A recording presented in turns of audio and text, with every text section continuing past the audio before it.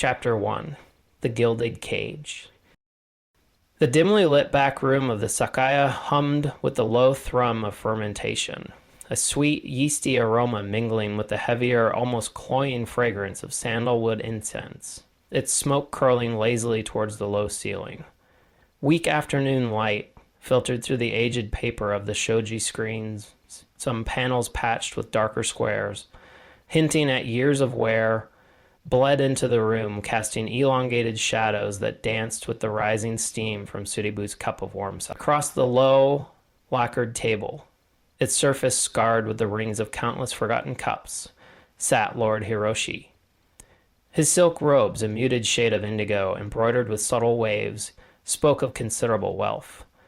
Yet the delicate fabric couldn't entirely conceal the tremor in his hands, now steepled before him, his gaze a study in worry as it remained fixed on the intricate, swirling grain of the dark wood. Ronidono. Hirotoshi's voice was a hushed tremor, as if the very timbers of the old building might carry his anxieties to unwanted ears. Whispers of your discreet inquiries have reached me, carried on the same breezes that rustle the bamboo outside my shop. Your reputation for seeing the unseen, for untangling knots others deem impossible, it precedes you, like the scent of rain before the downpour. Surebu took a slow sip of his sake, the warmth a small anchor in the merchant's palpable unease. The earthy, slightly fruity notes lingered on his tongue. He offered a curt nod, his gaze steady, observing how Hiroshi's fingers tightened almost imperceptibly.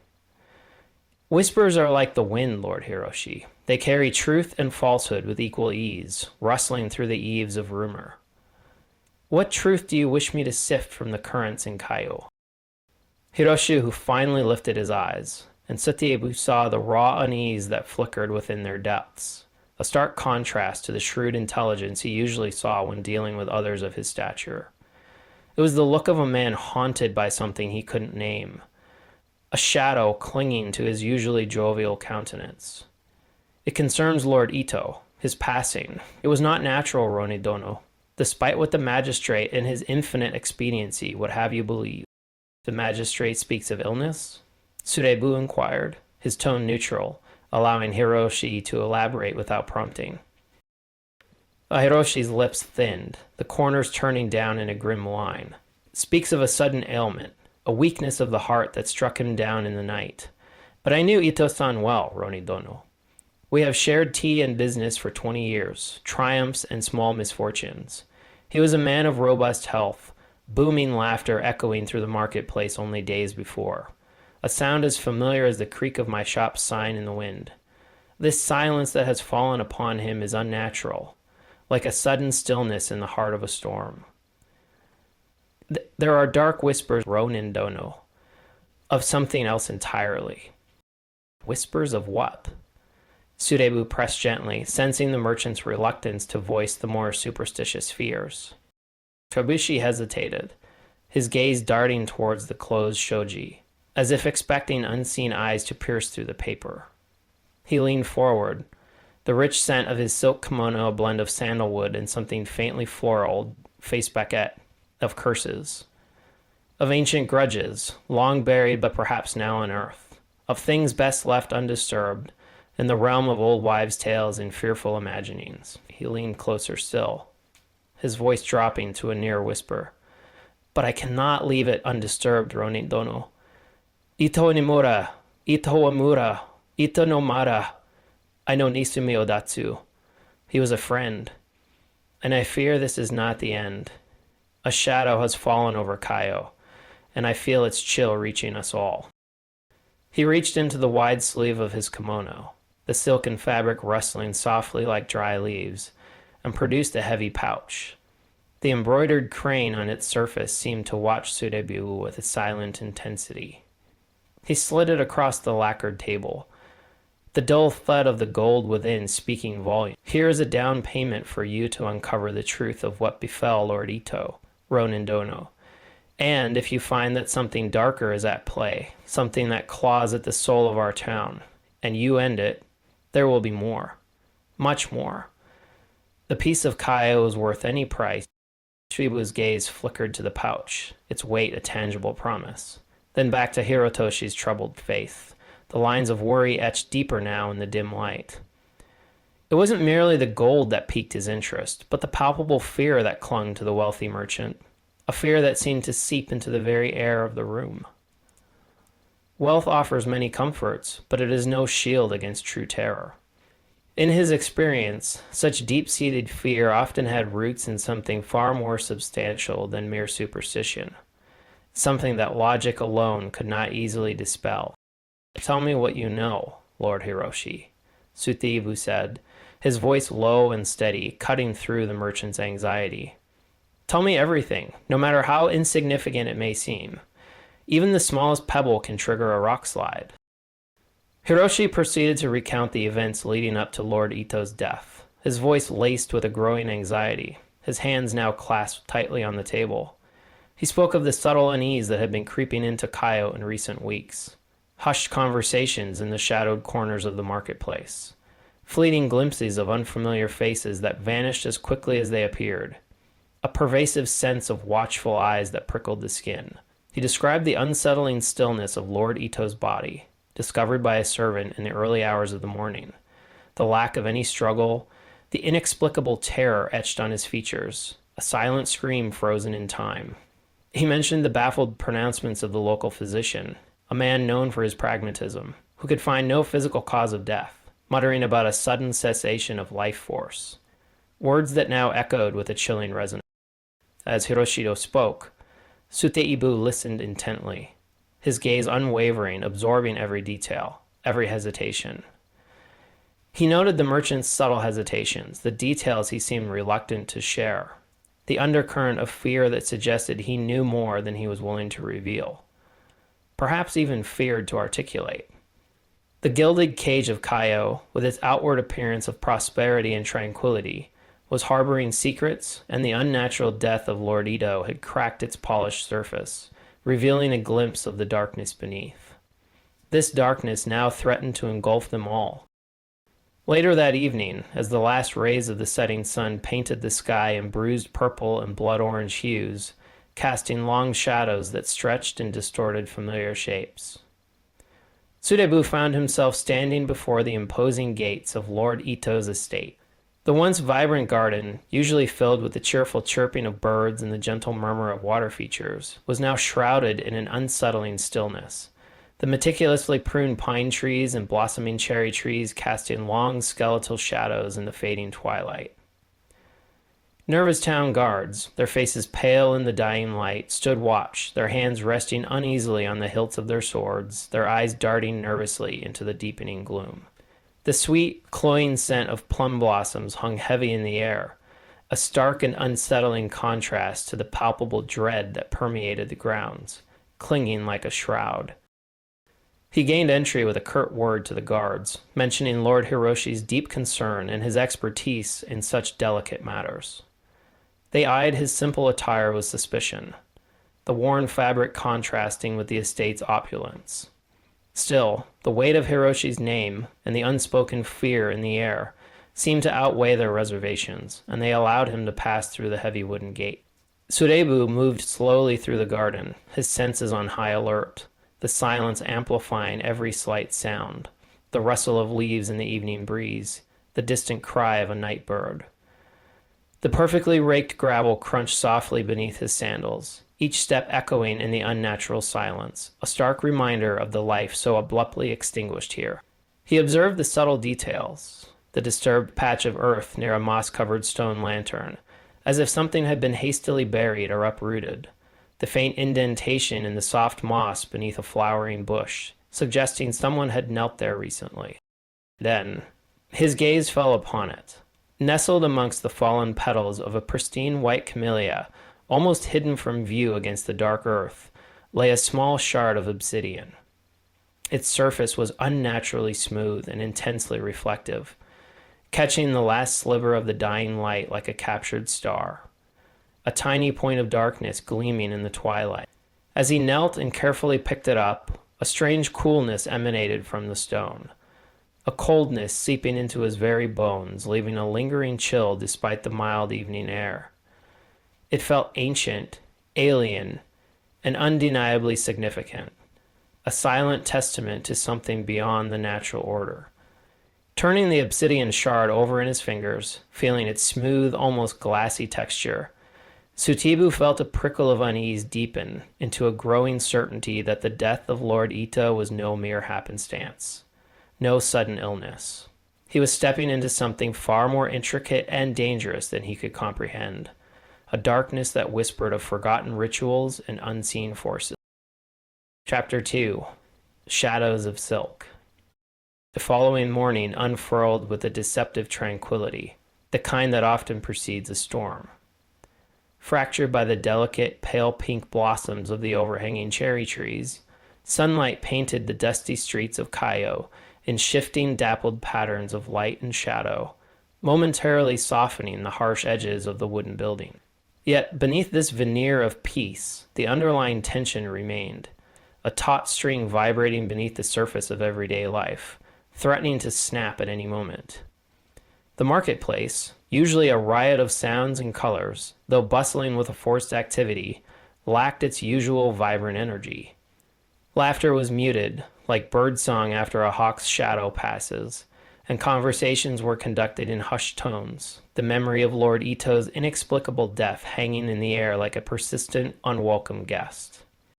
Uchebu began his inquiries with the most obvious point of contact, the seat of local authority, the magistrate.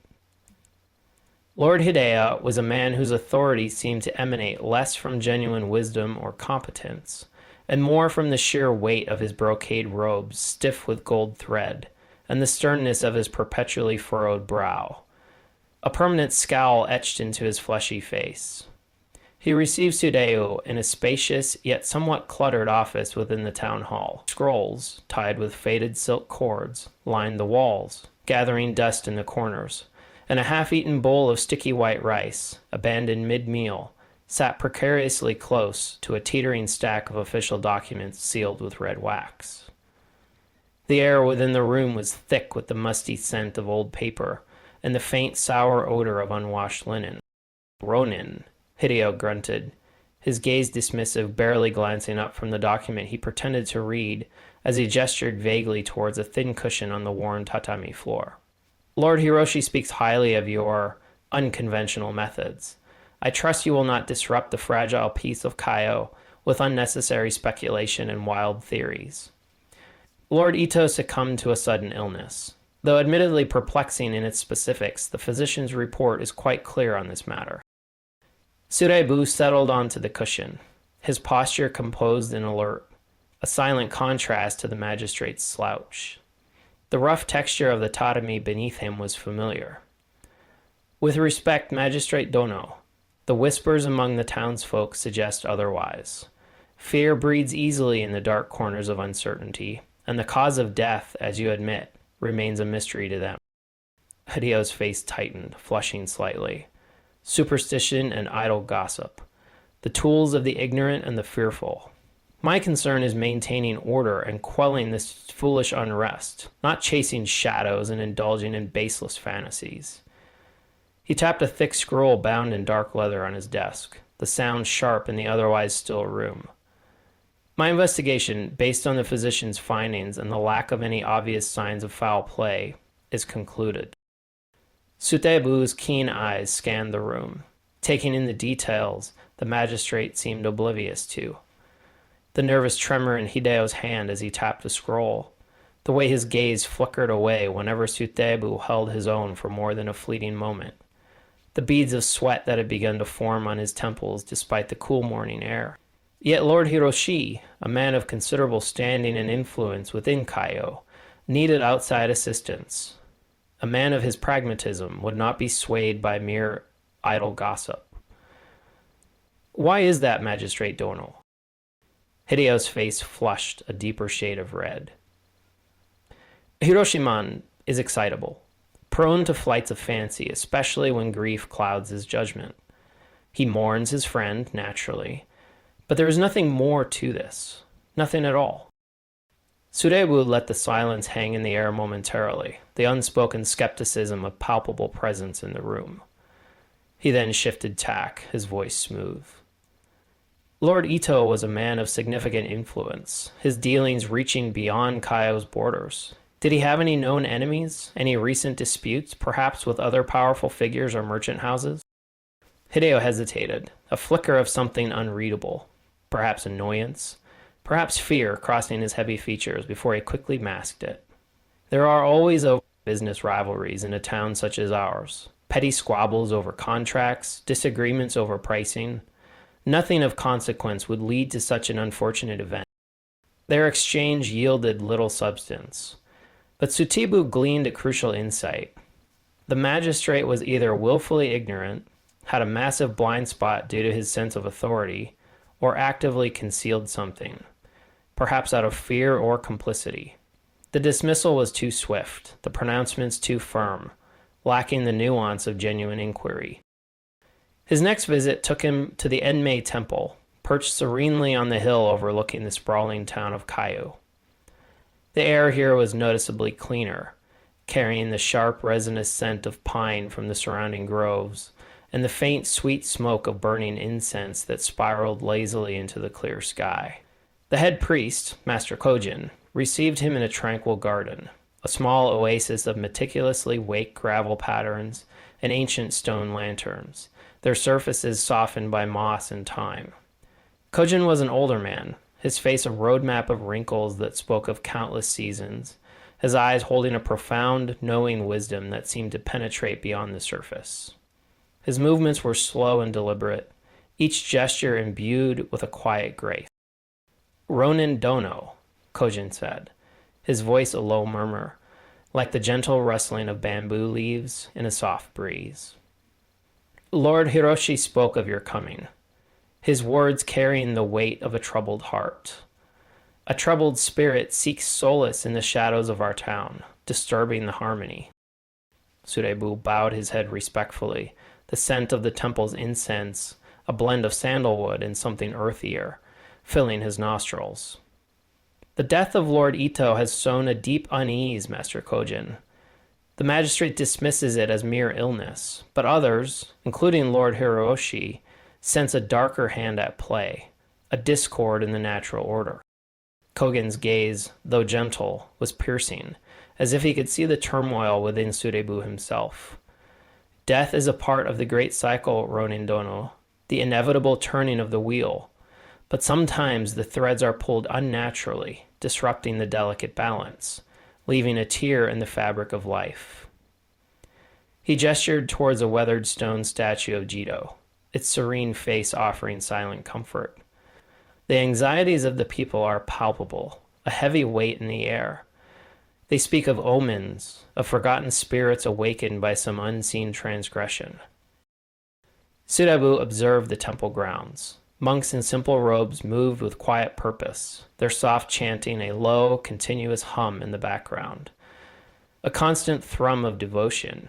Yet even within this sanctuary of peace, there was an undercurrent of unease, a subtle shift in the younger monks whispering amongst themselves in hushed tones, their faces etched with worry, their eyes darting nervously towards the edges of the garden. "Do the temple's ancient texts or the local folklore you mentioned speak of any unusual occurrences?" Surebu inquired, his voice respectful.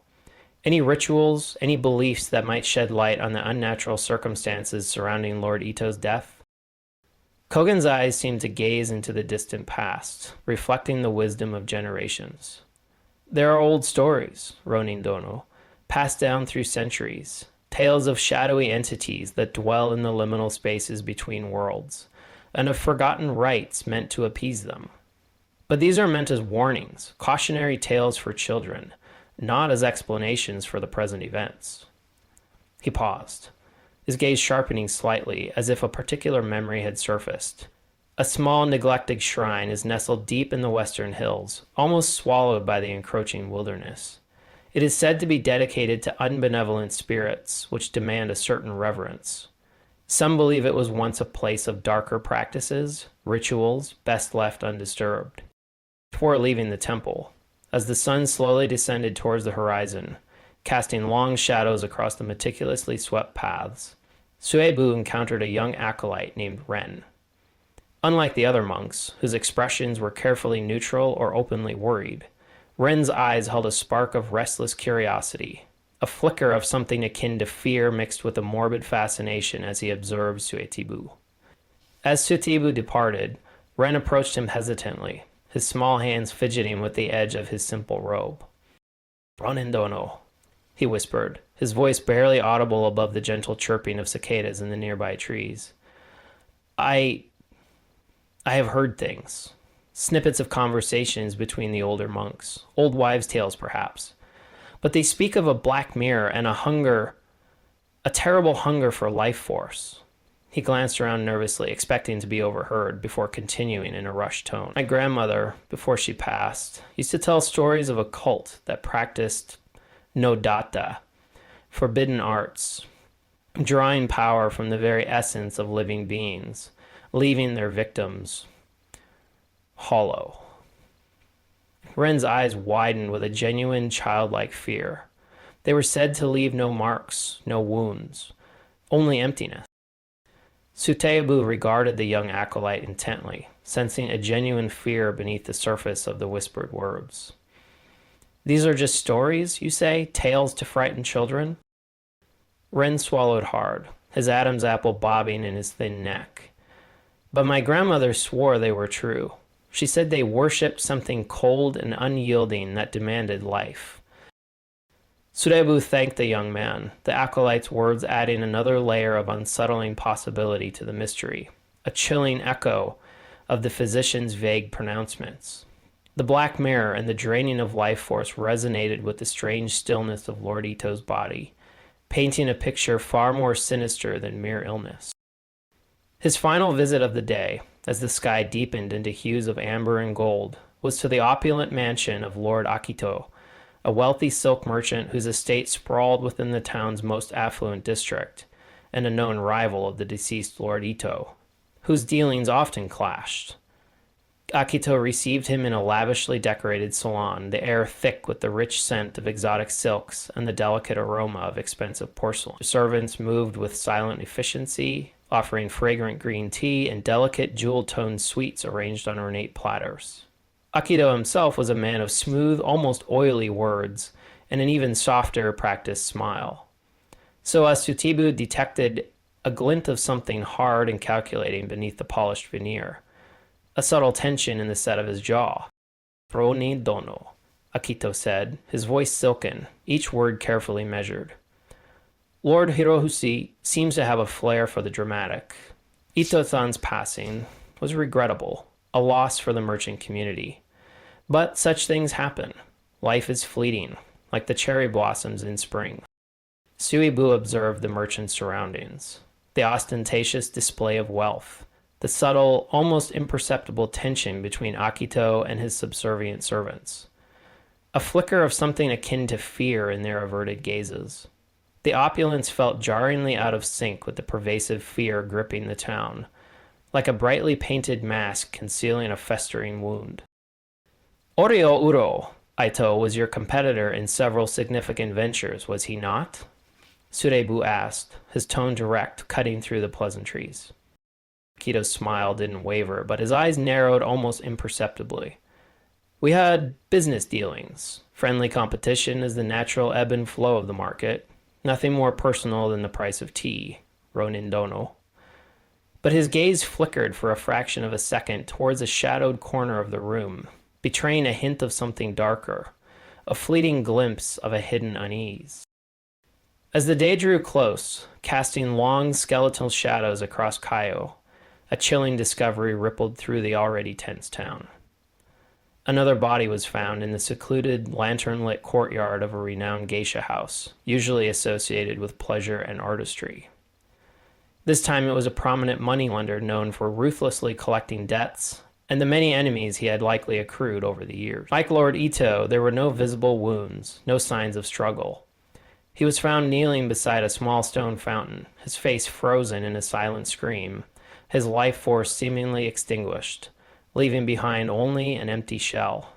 And clutched in his lifeless hand, its dark surface gleaming in the flickering lantern light, was another shard of obsidian, identical to the one Sudebu had found in Lord Ito's garden, its polished surface reflecting the horrified faces of the onlookers like a dark omen. The whispers of curses and dark forces now threatened to erupt into a full-blown panic.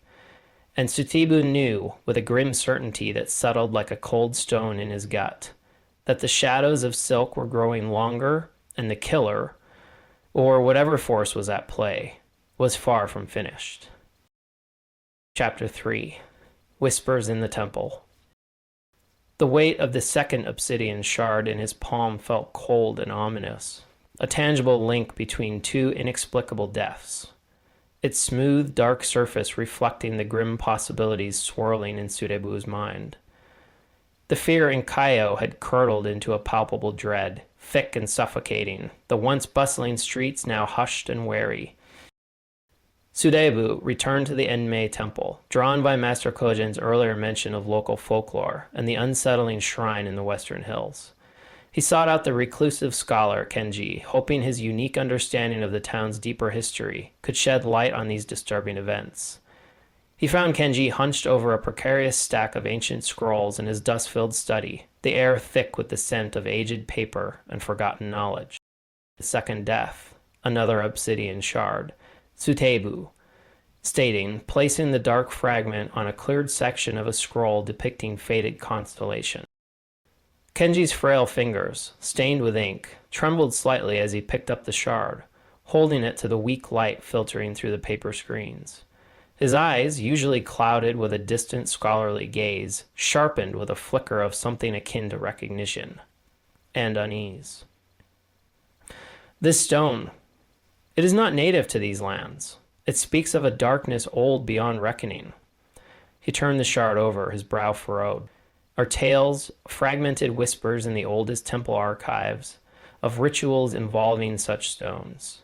They were said to be conduits for drawing something other. Other than what? Sudebu pressed, his gaze intent on the scholar's reaction. Kenji hesitated, his gaze drifting towards a particularly brittle scroll, bound with a frayed silk cord. Life force, some believed. The very essence stolen, leaving behind only emptiness. He looked back at Sudebu, his eyes holding a newfound urgency. The timing, have you noticed it? The deaths coincide with the waning moon, a time of thinning. The veil, Kenji whispered, his voice barely audible. Between worlds. The old ones believed that during the darkest phases of the moon, the barriers weaken, allowing. Intrigued by Kenji's immediate recognition and the chilling connection he drew to ancient beliefs, Sutebu pressed further. Master Kogen mentioned a neglected shrine in the Western Hills, a place tied to darker practices. A shadow seemed to cross Kenji's pale face. The Shrine of the Silent Ones, a place best left undisturbed. The legends surrounding it, they speak of a consuming darkness, of rituals performed under the new moon to appease entities whose hunger knows no end. My grandmother, she warned me against venturing near it, even in daylight. She said the very stones there, they remember. Later, as Sutebu prepared to leave, Kenji, his initial unease hardening into a resolute concern, placed a fragile, leather-bound book in Sutebu's hands. This is a collection of local folklore, transcribed generations ago. Look for the symbols, the spiral, and the mirror. There are warnings within these pages. Perhaps they can guide you.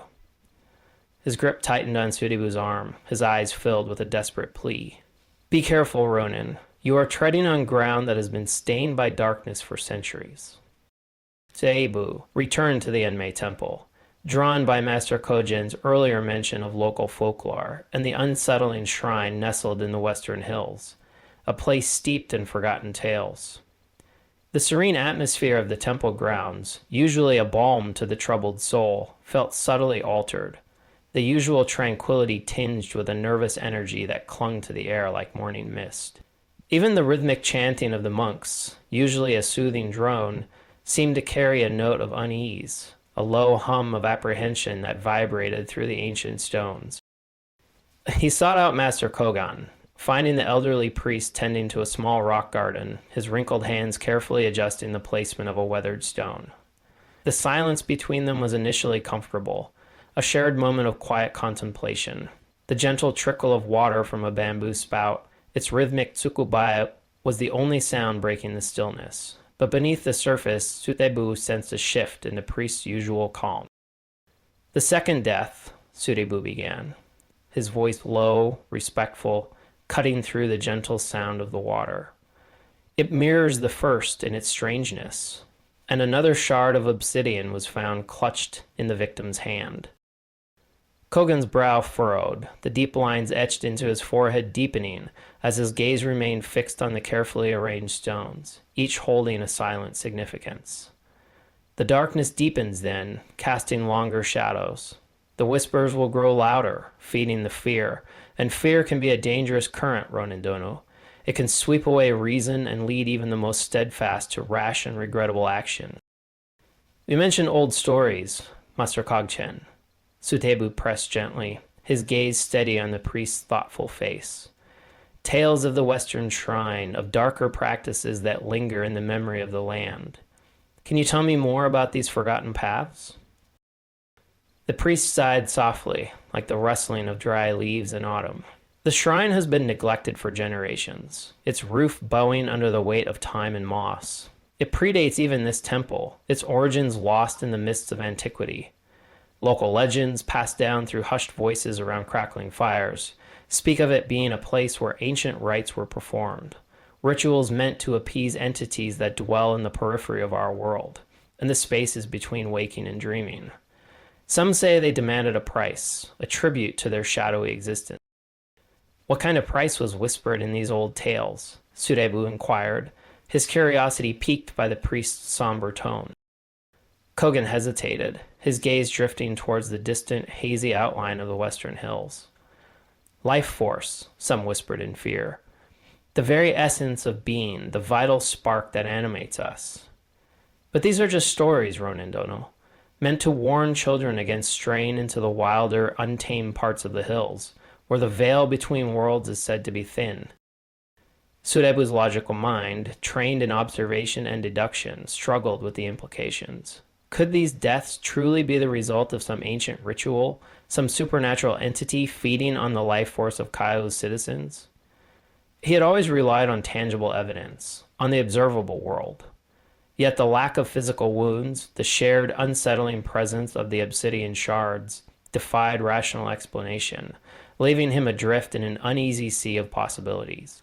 He was caught in the increasingly uncomfortable space between the concrete world of logic and the increasingly compelling whispers of the arcane, a place where shadows held a tangible weight. He spent the remainder of the morning exploring the temple grounds, observing the monks as they went about their daily rituals, listening to their hushed conversations that seemed to cling to the corners of the courtyards.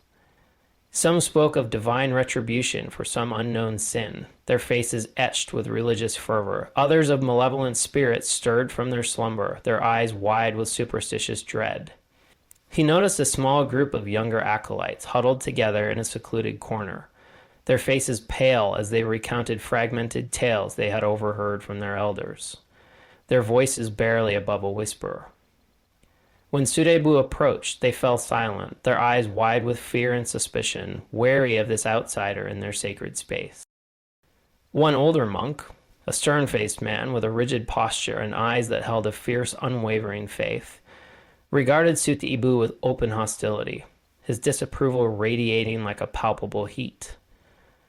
"You are a distraction, Ronin," he stated flatly, his voice sharp and accusatory. "You stir up fear and doubt where faith and acceptance should exist. These deaths are a test from the heavens, a trial for our devotion. We must pray for guidance and strength, not invite further darkness with your meddling in earthly investigation." Sutebu met his gaze calmly, his own unwavering. "Faith without understanding offers little comfort when fear takes root in the people's hearts. If there is a human hand, guided by malice or something far more sinister, behind these deaths, then prayer alone will not suffice to bring justice or restore peace."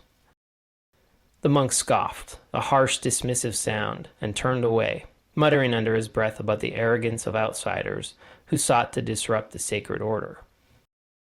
Despite this resistance, Sutiebu found a flicker of potential guidance in an unexpected encounter. While examining a series of ancient murals that adorned the walls of one of the older temple halls, depicting the temple's history and the legends associated with the region, he noticed an older woman, her face a roadmap of wrinkles that spoke of a life lived within these sacred walls, quietly sweeping the stone floor with a worn straw broom. She moved with a surprising agility for her age, her eyes sharp and observant despite the years etched around them. Sensing a deeper connection to the temple's past and hidden lore, Sutiebu approached her respectfully, bowing slightly. "Excuse me. You have been here for many years, I presume?" The woman paused, sweeping, leaning on her broom, her gaze shrewd and assessing as she met Sutiebu's eyes. "Long enough to see seasons turn many times, Ronin Dono. Long enough to hear whispers that the young no longer heed, echoes of times when the veil between worlds was thinner. I am investigating the recent deaths in Kaio," Sutiebu explained, his voice low to not disturb the temple's quietude. "The magistrate speaks of illness, but the air in Kaio speaks of something darker." A knowing glint appeared in her ancient eyes, a spark of understanding. "The stones remember, Ronin Dono. The old ways are not always forgotten, merely hidden beneath layers of the present." She gestured with her broom towards one of the murals, a faded depiction of a celestial battle between benevolent spirits wielding light and shadowy figures cloaked in darkness. "Look closely, Ronin. See the symbols they wield, the marks of their power." Sutiebu examined the mural, his gaze tracing the faded lines. Among the depictions of swords and divine weapons, he noticed a recurring motif, a stylized spiral, often intertwined with a dark, mirror-like object that seemed to absorb the light around it. "Do these symbols hold a particular meaning?" he asked, his curiosity piqued. The woman nodded slowly, her gaze distant as if recalling something long past. "They speak of balance and the disruption of it, of drawing power from the unseen realms and the price that must inevitably be paid for such transgression. The spiral represents the flow of life, the endless cycle of birth and death, while the mirror acts as a gateway, a passage between worlds." Before Sutiebu could press further, the stern-faced monk from earlier approached, his expression even more disapproving than before. "Oba-san, you have duties to attend to in the West Hall. Do not trouble the Ronin with old wives' tales and fanciful interpretation." The woman shot the monk a sharp, withering look that belied her age but returned to her sweeping, offering Sutiebu a cryptic parting glance that seemed to hold a deeper meaning. "Seek the roots, Ronin Dono. Sometimes what is buried deepest in the past holds the truest answers to the present." Intrigued by the mural and her enigmatic words, Sutiebu explored the temple's older, less frequented sections. He wandered through dimly lit corridors, the air thick with the scent of dust and time, past ancient statues of forgotten deities and faded tapestries depicting scenes of long-past eras. A growing sense of anticipation building within him. He was drawn to a small, unassuming clearing in a secluded corner of the temple grounds, almost hidden by overgrown foliage. It was dedicated to minor deities, their wooden figures dusty and neglected, their painted faces peeling with age. Behind the figures, partially concealed by a crumbling stone lantern whose moss-covered surface hinted at its age, he noticed a subtle irregularity in the weathered stone wall. Upon closer inspection, his fingers tracing the rough surface, he discovered a section of the stone that seemed slightly ajar, almost imperceptibly so, as if it had been moved recently. With careful pressure, his calloused fingers found a small crevice, and he managed to ease it open, revealing a narrow, dark opening that seemed to lead into the heart of the temple's foundations. The wafted air was stale and carried a faint, earthy odor, mixed with a hint of something else, something metallic and strangely sweet. Hesitantly, Sutiebu squeezed through the opening, his body brushing against the cold, damp stone, finding himself in a small, hidden chamber. The only light source was the sliver that penetrated from the opening he had just widened, casting long, distorted shapes on the rough-hewn walls. His eyes slowly adjusted to the gloom, revealing stone surfaces covered in strange symbols, unlike any he had seen before, and intricate carvings that seemed to writhe in the dim light. In the center of the chamber, resting on a low stone pedestal that felt strangely cold to the touch, was a large obsidian mirror, its surface reflecting the faint light with an unsettling depth, seeming to swallow the small illumination rather than reflect it. And etched into the wall directly behind it was a series of spiraling symbols, identical to those in the ancient mural, intertwined with characters he did not recognize, their forms hinting at a secret society or a ritual lost to the relentless march of time. Chapter 4: The Merchant's Labyrinth. The discovery of the hidden chamber, with its unsettling obsidian mirror, and the cryptic spiraling symbols etched into the stone, sent a jolt of icy certainty through Surebu. This cold dread settled deep in his gut. The logical part of his mind, trained to seek rational explanations, still wrestled with the implications of the seemingly supernatural. But the tangible evidence before him, the mirror, the symbols echoing the woman's words, pointed to a deliberate human agency steeped in something ancient and profoundly unsettling. This darkness stretched beyond simple greed or rivalry. Leaving the hidden chamber as he had found it, a secret held once more within the temple's ancient stones, Surebu returned to the sun-drenched daylight of the outer grounds, the serene facade of the temple now feeling like a carefully constructed mask, concealing secrets and, perhaps even complicity. He needed to explore the human element and navigate the intricate web of relationships, alliances, and bitter rivalries within Kaio's seemingly prosperous merchant class, a world built on silk and coin, but potentially stained with darker hues. Lord Hiroshi's initial anxieties, and the veiled hostility radiating from Lord Akito, suggested that the town's gilded cage held more than just trade secrets. It had potential suspects, each with intricate motivations and hidden agendas. His first foray into this merchant labyrinth led him back to Lord Hiroshi. This time, Surebu sought him not in the hushed privacy of a tea house, but amidst the controlled chaos of his bustling silk emporium, a place alive with the rustle of delicate fabrics and the murmur of commerce. Bolts of vibrant silk, in every imaginable hue, from deep indigo to fiery crimson, lined the walls, their rich textures smooth as water, rough as bark, and intricate patterns, a testament to Hiroshi's wealth and the artistry of the weavers. Yet the merchant's usual air of shrewd efficiency, the sharp glint in his eye as he oversaw his trade, was clouded by a palpable nervousness, his gaze constantly flicking towards the entrance, his hands fidgeting with the abacus beads as he spoke, the clicking a nervous counterpoint to the shop's hum. "Ronin Dono," Hiroshi said, his voice strained, barely audible above the soft rustle of silk being unfurled by a nearby clerk. "Have you discovered anything of consequence, anything that might explain this shadow that has fallen over us?" Surebu's gaze swept over the busy shop floor, taking in the hushed conversations of the clerks, their movements precise as they measured and cut fabric, the wary glances of the customers, their hands lingering on their coin pouches. The fear in Kaio is a tangible thing now, Lord Hiroshi. It clings to the air like the humid summer heat. It suggests that the deaths of Lord Ito and the moneylender have struck deeper than mere illness or the work of a common thief. There is something unnatural in the silence that follows them. Hiroshi wrung his hands, the silk of his sleeves whispering.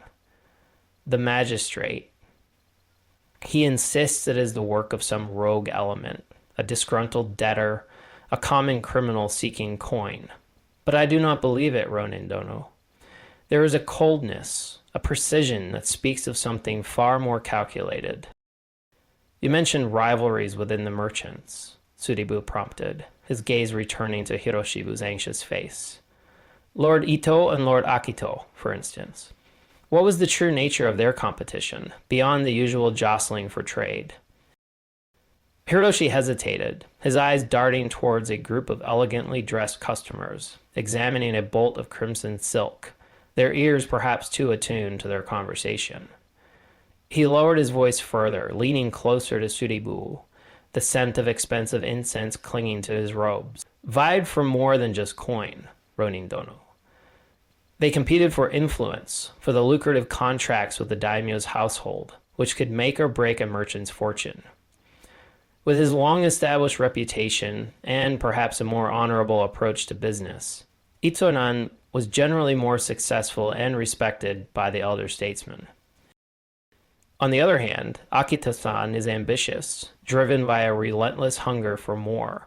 Ruthless, some might whisper behind their silken fans. Did their rivalry ever escalate beyond whispers and heated words? Suebu pressed, seeking concrete details. There were disagreements, certainly. Heated words were exchanged in the trading houses, and veiled threats were disguised as polite conversation during tea ceremonies. But nothing that would suggest this level of violence, this strangeness. Hiroshi's gaze flickered again towards the shadowed corner of the shop, near a stack of indigo-dyed fabric, as if expecting an unseen observer to emerge from the gloom. From Hiroshi's bustling emporium, Surebu branched out, seeking information from other merchants who might hold less obvious allegiances. These individuals operated on the fringes of the established power structures. He spent hours in the dimly lit recesses of local sake houses, the air thick with the smell of fermented rice and the murmur of drunken conversations, and in the smoky, tense atmosphere of gambling dens, where fortunes were won and lost on the roll of the dice. He listened to the hushed conversations, the veiled accusations that slipped out with loosened tongues, the expressions of fear and suspicion that flickered across faces in unguarded moments, piecing together fragments of information like shards of broken pottery. He encountered a shrewd pawnbroker, a woman named Okami, whose small shop was crammed with an eclectic collection of discarded treasures and desperate hopes. Like polished obsidian, her sharp eyes seemed to miss nothing, and her voice was raspy from years of haggling. She spoke of the deceased moneylender's unpopularity, the trail of broken promises and ruined lives left in the wake of his ruthless debt collection, the long list of enemies he had likely made.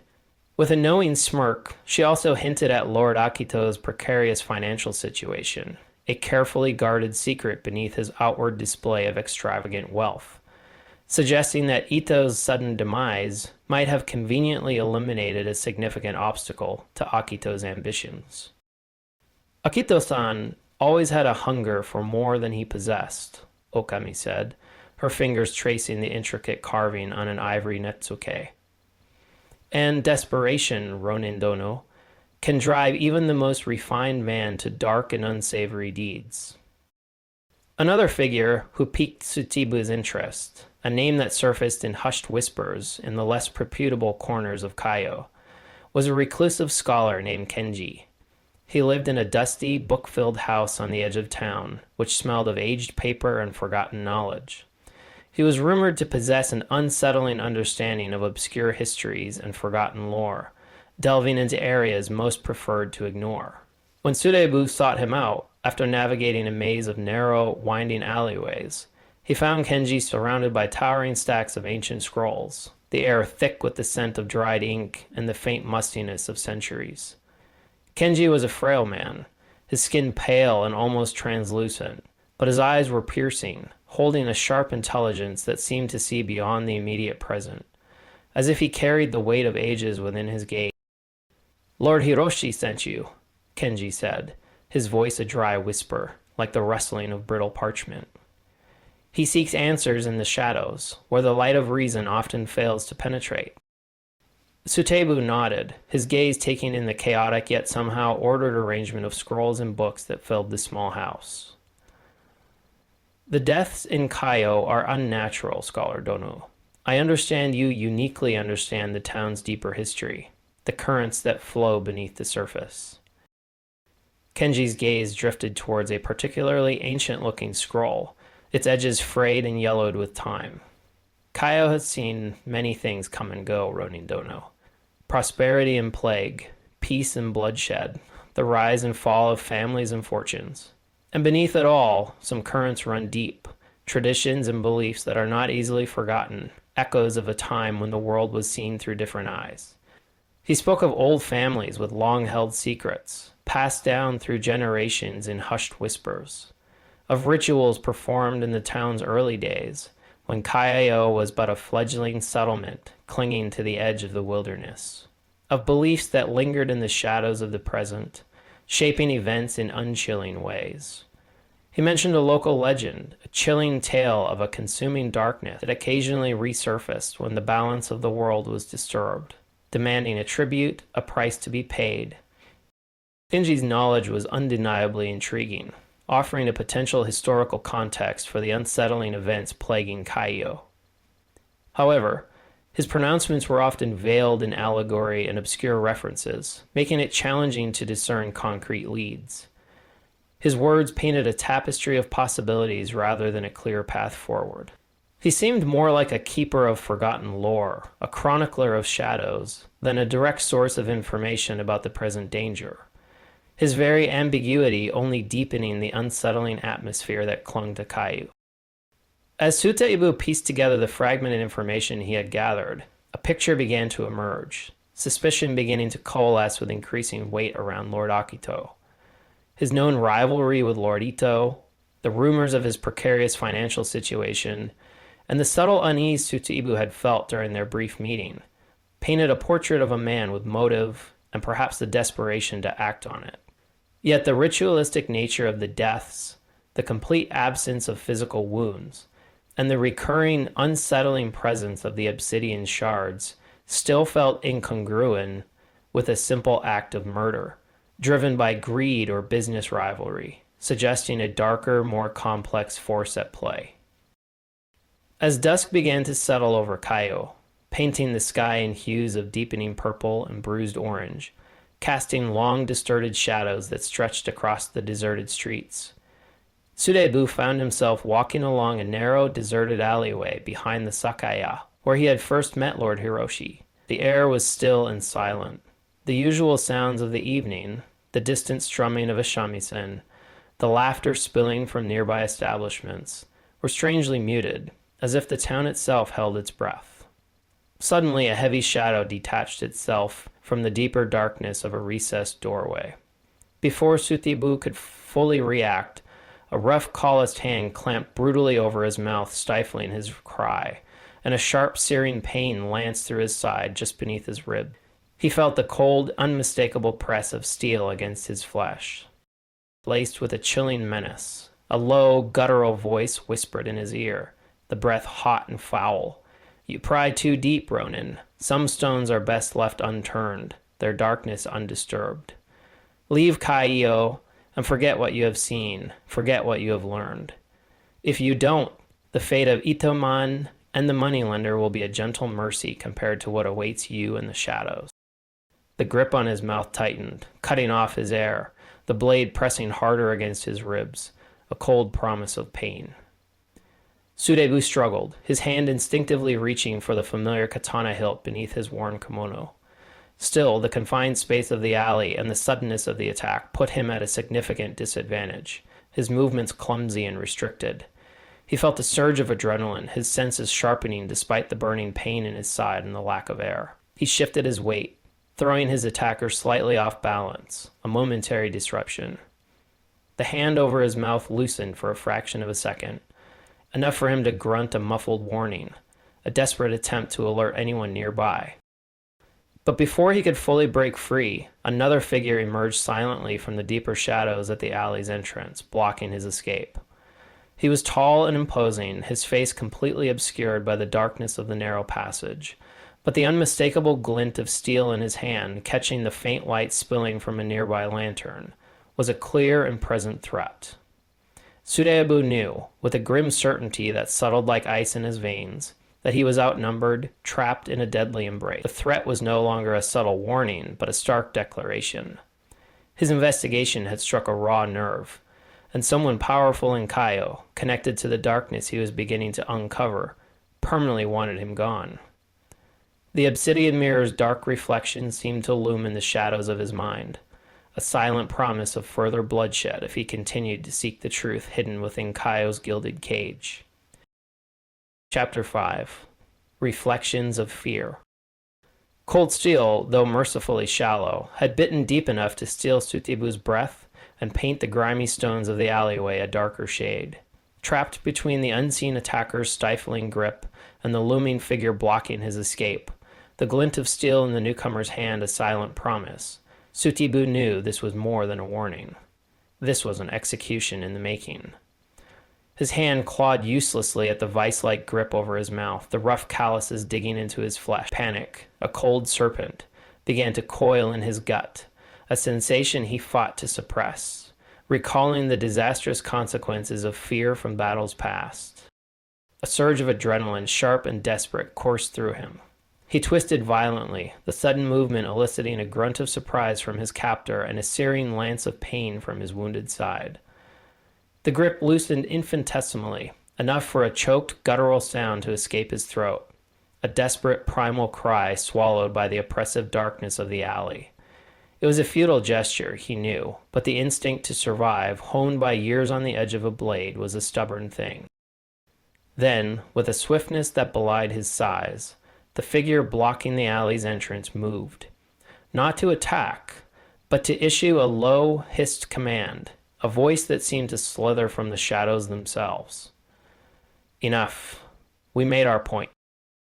The crushing grip on Surebu's mouth eased completely, though the cold press of the blade remained a chilling reminder against his ribs. He sucked in a ragged breath, the stale air burning in his lungs. His vision swam for a moment, the lantern light at the alley's mouth blurring. "Leave Kaio ya, Ronin," the first attacker growled, his breath hot and foul against Sutebu's ear. "Your curiosity has become unhealthy. Continue, and you will find your grave in this town." Then, as quickly and silently as they had appeared, they vanished back into the labyrinthine shadows, leaving Sutebu slumped against the cold stone wall, the throbbing in his side a stark testament to their brutal warning. The taste of fear lingered on his tongue, bitter and unwelcome. He had brushed against the abyss, and it had whispered its intent. The following dawn broke over Kaio with a deceptive serenity, the pale light doing little to dispel the lingering chill that clung to the town like a shroud. The ambush in the dimly lit alleyway left Surebu bruised and wary, a raw, throbbing ache in his side serving as a constant reminder of the unseen enemy's reach. The cold steel of the blade, thankfully only grazing his ribs, had delivered a stark and brutal message. Someone in Kaio, shrouded in shadow and wielding considerable power, wanted his inquiries silenced, his pursuit of the truth extinguished. The magistrate's dismissive pronouncements of illness, once a flimsy shield against the rising fear, now seemed like a deliberate and cynical attempt to quell the burgeoning panic, to maintain a fragile semblance of order. At the same time, a darker, more insidious force moved unseen, tightening its grip on the town's heart. The following days witnessed a palpable and unsettling shift in Kaio's tense atmosphere. The initial fear, a hesitant whisper in the shadows, had metastasized into full-blown paranoia, a creeping contagion that infected every corner of the town. Whispers, once confined to hushed conversations behind closed doors, now became frantic rumors that snaked through the narrow streets, twisting and distorting reality with each retelling. Suspicion, a venomous seed, festered between neighbors who had once shared sake and laughter, their eyes now meeting with distrust and veiled accusations. The once harmonious rhythm of daily life in Kaio, the predictable ebb and flow of commerce and community, dissolved into a jarring cacophony of anxiety, a discordant symphony of fear. Merchants, their faces drawn and haggard, accused each other of dark dealings and secret alliances, their once friendly competition now tinged with suspicion and the threat of betrayal. Temple priests, strained with fervent urgency, offered increasingly desperate prayers for divine protection against the unseen evil, their chanting echoing through the temple grounds with a heightened intensity. Even the local guards, usually a picture of stoic authority, patrolled the streets with a nervous apprehension, their hands constantly hovering near their sword hilts, their eyes scanning the shadows with a palpable unease. Suteu, a seasoned observer of human nature in its most vulnerable states, watched this chilling descent into collective fear with a grim familiarity. This weariness settled deep in his bones. He had witnessed it before, in war-torn villages ravaged by conflict and famine-stricken provinces gripped by desperation. How the insidious tendrils of the unknown could twist perceptions, turning ordinary, decent citizens into fearful mobs, quick to accuse, slow to reason. Their humanity eroded by the corrosive power of terror. He saw families huddled behind the bolted doors of their homes, their faces pale and gaunt with sleepless nights, their eyes wide with a primal terror of the unseen. He witnessed heated and irrational arguments erupt in the once bustling marketplace over perceived slights, misinterpreted glances, and the spreading whispers of dark omens. The escalating paranoia further obscures the murky truth like a thick fog rolling in from the sea. Genuine leads, fragile threads in the unraveling mystery, were lost amidst a swirling flurry of baseless accusations, superstitious claims, and the desperate search for a scapegoat. The Obsidian shards, once objects of unsettling curiosity, were now spoken of in hushed, terrified tones as cursed artifacts, tangible manifestations of the evil that stalked Kaio, becoming convenient explanations for every misfortune, every unexplained shadow that flickered in the periphery. Logic and reason, once guiding lights, were rapidly drowning in a surging sea of fear, their faint beams extinguished by the overwhelming darkness of the unknown. Amidst this growing chaos, as the town teetered on the brink of outright panic, Sutibu found his thoughts turning inward, the brutal and unexpected attack in the alley stirring unwelcome memories, long-suppressed images rising to the surface of his consciousness like disturbed sediment in a murky pond. He recalled a time, years ago, during a brutal and bloody border skirmish, when his unit had been ambushed in a narrow, treacherous mountain path. Surrounded and hopelessly outnumbered, the icy grip of fear had constricted his chest, stealing his breath and clouding his judgment. He had made a hasty decision, a tactical error born of sheer panic and the desperate need to survive, a fatal miscalculation that had ultimately cost the lives of several of his comrades, brave men who had trusted his leadership. The vivid memory of their dying faces, their silent accusations in their fading eyes, the crushing weight of his failure, still haunted his waking hours, a constant shadow lurking at the edges of his mind. It was a stark and brutal reminder of how easily fear could cloud even the most disciplined judgment, leading to devastating and irreversible consequences. He recognized the same insidious tendrils of fear, now tightening their grip on the heart of Kaio, threatening to lead its inhabitants down a similar path of irrationality and potential self-destruction. Driven by the urgent need to cut through the escalating hysteria, to pierce the suffocating fog of paranoia that threatened to engulf Kaio, Sutebu continued his solitary investigation, focusing his attention on those individuals who seemed to be operating outside the general panic, those whose reactions hinted at a more profound understanding or perhaps even complicity. He revisited the reclusive scholar Kenji, hoping to glean more concrete information and a more straightforward path through the cryptic pronouncements and veiled allegories that characterized the older man's wisdom. He found Kenji even more withdrawn than before, his frail body hunched over ancient texts, his eyes filled with a distant, unsettling knowing, as if he peered into a future shrouded in darkness. "The shadows lengthen, Ronindo," Kenji murmured, his voice barely a whisper, like the rustling of dry leaves skittering across a stone floor. The consuming darkness stirs with greater urgency. The delicate balance is further disrupted, the threads of fate unraveling. He spoke of specific dates in the lunar cycle, his voice hushed with a sense of foreboding, of ancient festivals dedicated to appeasing shadowy entities, rituals performed under the cloak of the new moon, hinting that the timing of the murders, coinciding with these significant celestial events, might hold a crucial, terrifying significance.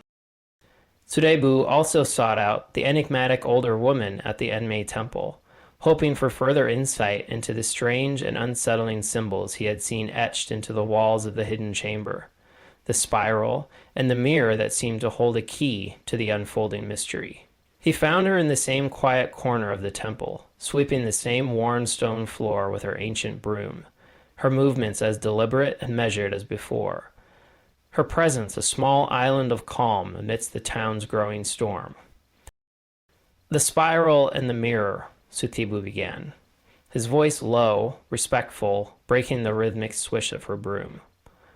"What more can you tell me of their significance, their connection to what is happening in Kaio?" She stopped sweeping, leaning on the worn handle of her broom, her gaze intense and unwavering as she met Surebu's eyes. They represent a cyclical dance of drawing and reflection. Ronin Dono. Power taken from one realm, power mirrored back into another. But when the mirror is crafted from obsidian, from the heart of volcanic fire, it absorbs rather than reflects, corrupting the essence of what it touches. It reflects not the vibrant energy of life, but the cold, empty void of its absence.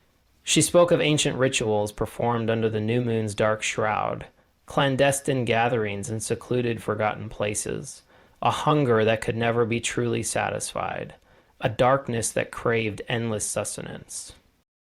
As the new moon approached, its inky darkness promising the deepest night, a palpable tension gripped Kaio, a suffocating blanket of fear that descended with the twilight.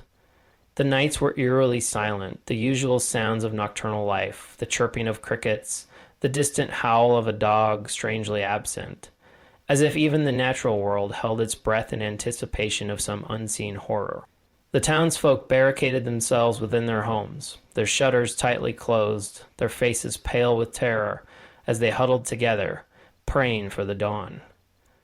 Surebu, however, remained a solitary figure, moving through the darkened streets, his senses on high alert. A shadow amongst shadows. He followed subtle and almost imperceptible clues. A hushed conversation overheard in a darkened alleyway between cloaked figures. A fleeting glimpse of a group disappearing into the western hills under the cover of night.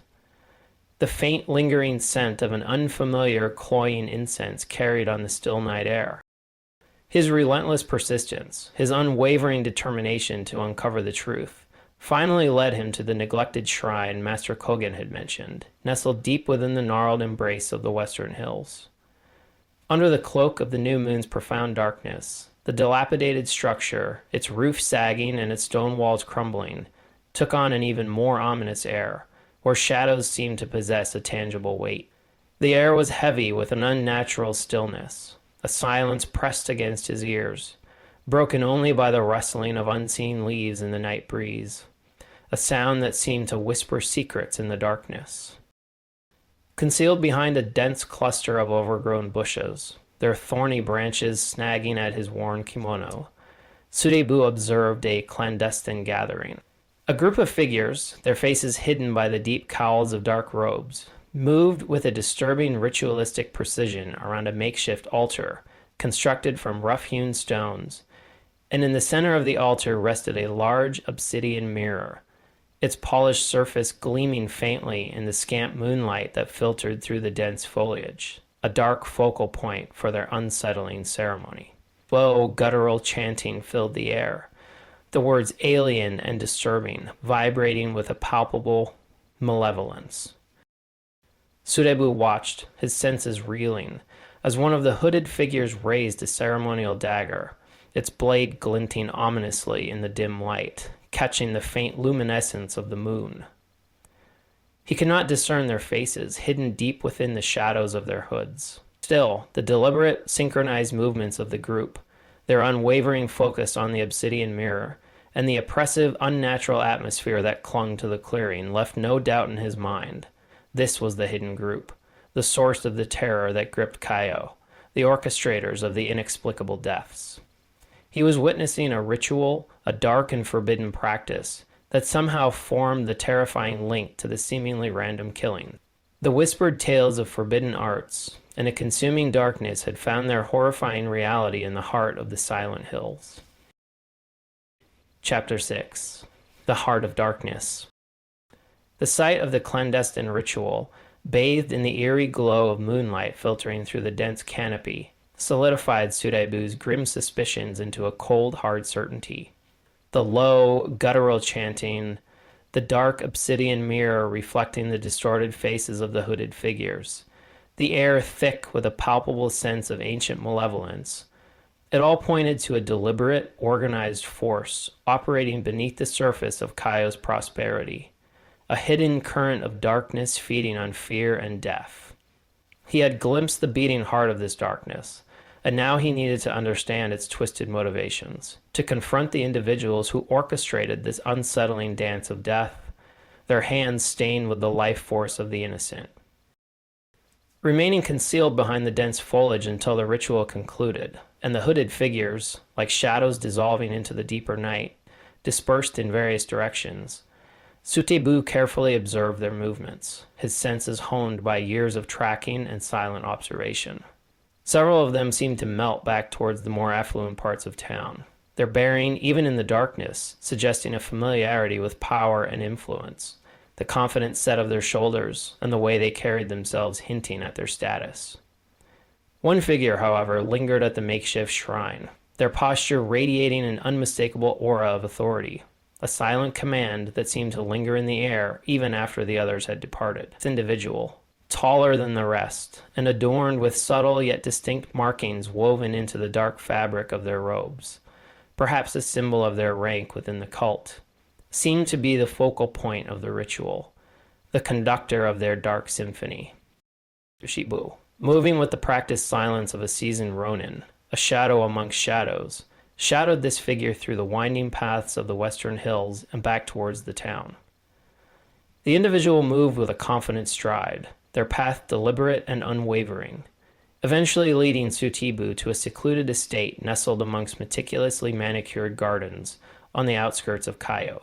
This residence belonged to none other than Lord Akito, the wealthy silk merchant whose opulent lifestyle had always seemed a touch too extravagant, his smiles a fraction too wide.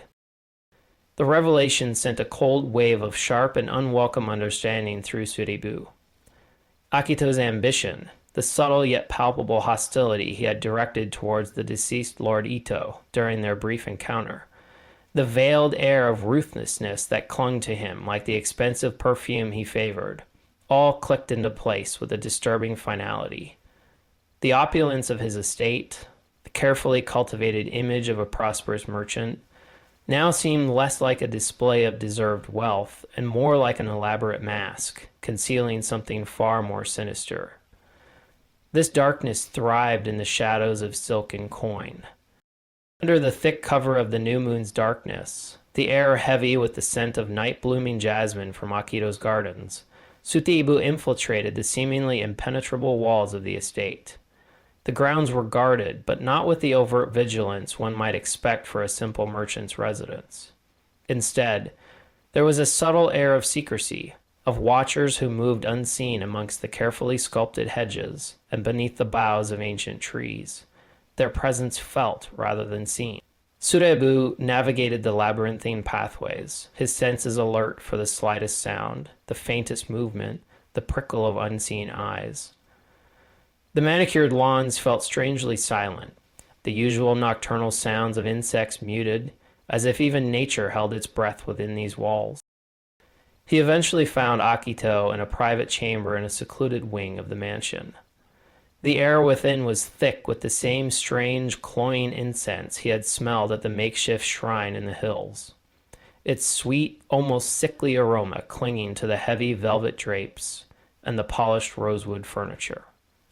The obsidian mirror from the ritual sat on a low, intricately carved table in the center of the room, its dark surface reflecting the flickering candlelight with an unseeing depth, seeming to absorb the light rather than cast it back.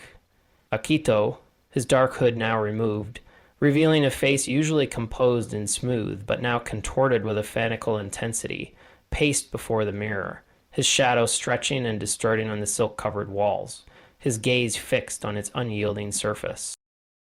"The cycle continues," Akito murmured, his voice a low, hypnotic drone, as if speaking to some unseen entity within the mirror's depths. "The shadows feed, growing stronger with each offering, and Kaya will be reborn, cleansed of its weakness, its true potential finally realized. Surebu stepped out of the concealing shadows of a heavy tapestry, depicting a scene of ancient warriors, his katana partially drawn, the polished steel whispering as it left its scabbard. Lord Akito, your prosperity hides a darkness, a festering wound that threatens to consume not just individuals, but the very soul of this town. Surebu advanced slowly into the chamber, his gaze fixed intently on Akito's face, the flickering candlelight casting long, distorted shadows on the silk-covered walls.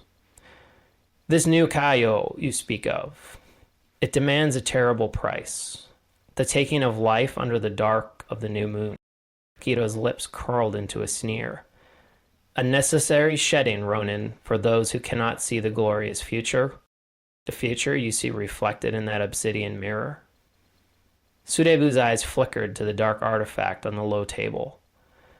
The old woman at the temple spoke of symbols, Akito.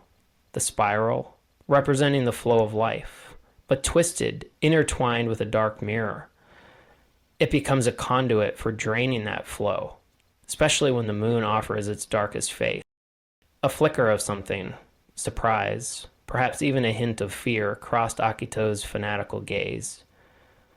How do you know of such things? Those are just old wives' tales. The past often leaves echoes, Akito Asibu replied, his voice low and steady. Echoes that those who seek true understanding can still hear. And those echoes speak of a hunger that cannot be easily satisfied. The deaths of Lord Ito and the moneylender were no accidents. They were not the random acts of a desperate man. They were sacrifices, weren't they? A chilling smile, devoid of warmth and radiating a disturbing conviction, spread across Akito's face, twisting his refined features into something almost grotesque. Sacrifices are necessary for the awakening, Ronin. Kaiu has been stagnant for too long. Its people are soft and complacent, clinging to outdated traditions and weak morality. The obsidian mirror is a conduit, a key that channels a power far beyond your comprehension, a power that can reshape this town, elevate it to its true glorious potential. A power fueled by death? Surebu's grip tightened on the hilt of his katana, the cold steel a familiar comfort. A twisted ideology that justifies murder in the name of some warped vision? Necessity, Ronin.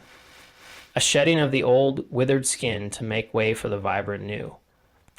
Ito was complacent, content with mediocrity. The moneylender was a parasite, feeding on the desperation of others.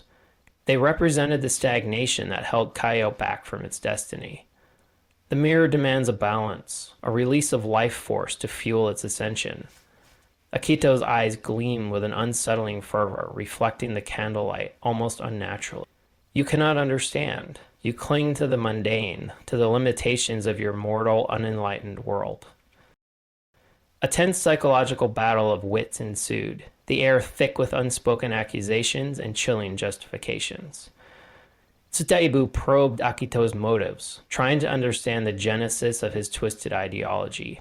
The moment when ambition curdled into fanaticism. Akito spoke of ancient forbidden texts, whispered legends of forgotten deities and powerful entities slumbering beneath the world's surface. Of a fervent belief that Kaio was not meant for simple prosperity, but was destined for a far greater, more significant purpose. This glorious destiny tragically required these violent acts as a necessary catalyst. He saw himself not as a murderer, but as a chosen instrument, a bringer of a new order, a shepherd guiding his flock towards a higher plane of existence. His conviction was absolute, chilling in its unwavering certainty, his detachment from the intrinsic value of human life complete and terrifying. As their unsettling exchange continued, Tsutebu realized the terrifying depth of Akito's influence and his dark ideology's insidious reach. He spoke of powerful allies within Kaio, individuals who shared his warped beliefs, drawn to the promise of power and a role in his new order, or were bound to him by dark secrets and promises of even greater influence. The names he mentioned, dropped with a casual confidence, sent a cold dread through Sureburu. Prominent merchants whose wealth underpinned Kaio's economy, even a respected elder from the Enmei temple, a figure of supposed wisdom and piety. Surebu realized with growing alarm that the cult's tendrils reached far deeper into the very fabric of Kaio than he had initially imagined, corrupting the town from within. The confrontation reached a tense and dangerous impasse, the unspoken threat of violence hanging heavy in the air. Akito, utterly confident in his power and the unwavering loyalty of his followers, saw Surebu as a mere obstacle, an insignificant fly to be swatted away with casual disdain. Surebu, however, understood the true gravity of the situation. Exposing Akito would not only reveal the horrifying truth behind the murders, however, it would also implicate some of Kaio's most influential figures, threatening to unravel the very foundations of their society. The ensuing scandal could shatter the town's fragile social order, leading to widespread distrust, economic collapse, and potentially even more bloodshed as factions turned on each other, loyalties fractured, and old grudges reignited. Akito gestured towards the obsidian mirror, its dark surface seeming to pulse with a faint, unseen energy. Join me, Ronin. Embrace the power that lies dormant within this ancient artifact. You could be part of the new Kaio, a figure of influence in the future. Surebu's hand remained firm on the hilt of his katana, the cold steel starkly contrasting to Akito's fevered pronouncements. My path lies in justice, Akito, not in the embrace of darkness and the shedding of innocent blood. Akito's chilling smile vanished as quickly as it had appeared, replaced by a look of cold, unwavering determination, a mask of pure, unadulterated fanaticism. Then you have chosen your fate, Ronin. He made a subtle, almost imperceptible gesture with his hand, a silent command, and from the deeper shadows of the chamber emerged several figures, their eyes gleaming with a fanatical loyalty that sent a shiver down Surebu's spine. Surebu knew then that he was facing not just a madman consumed by a twisted ideology, but a deeply entrenched network of power that could unravel the very foundations of Kaio if exposed too abruptly. He stood at a precipice, the weight of the town's future resting precariously on his next decision. To reveal the whole truth could plunge Kaio into immediate and devastating chaos. However, remaining silent would allow the darkness to continue its insidious spread, poisoning the town. The obsidian mirror reflected not only the flickering candlelight, but also the stark and terrifying moral dilemma that now confronted Surebu. The potential consequences of absolute truth versus the immediate and deadly danger that Akito and his devoted followers posed. Chapter 7. Shattered Illusions. The air in Akito's private chamber, thick with the cloying sweetness of incense and the metallic tang of anticipation, crackled with an almost palpable tension. The flickering candlelight, clinging precariously to the edges of intricately carved stands, danced across the polished surface of the obsidian mirror, casting elongated, distorted shadows on the silk-covered walls. These shadows seemed to writhe and twist, like malevolent spirits summoned from the very depths of the artifact. A fanatical gleam in Akito's eyes, reflecting the unsteady light, mirrored the cold, unyielding surface of the dark stone, a shared intensity that spoke of a mind consumed by its dark vision. The choice Surebu faced, the razor's edge between justice and chaos, hung heavy in the silence. A pregnant stillness that felt more oppressive than the violent clash of steel that was soon to shatter it. Akito's followers, their faces grim and set with a disturbing synchronization of purpose, moved with a fluid, almost unnerving grace, their drawn swords reflecting the candlelight in sharp, menacing glints, like the teeth of some unseen predator. They were not mere thugs hired for brute force. Their stances spoke of rigorous training, their eyes burned with a zealous conviction that made them even more dangerous, their loyalty to Akito seemingly transcending even the primal fear of death. Surebu tightened his grip on the worn leather of his katana's hilt, the familiar weight a small but grounding comfort in the face of overwhelming odds, the cold steel a silent promise of resistance. The first attacker, a hulking figure whose breath rasped in the tense silence, lunged forward with surprising speed, his heavy blade aimed directly for Surebu's chest, a dark arc of steel slicing through the air. The Ronin sidestepped with fluid grace, years of honed reflexes allowing him to evade the deadly thrust. The wind of the passing steel whistling past his ear, a whisper of mortality.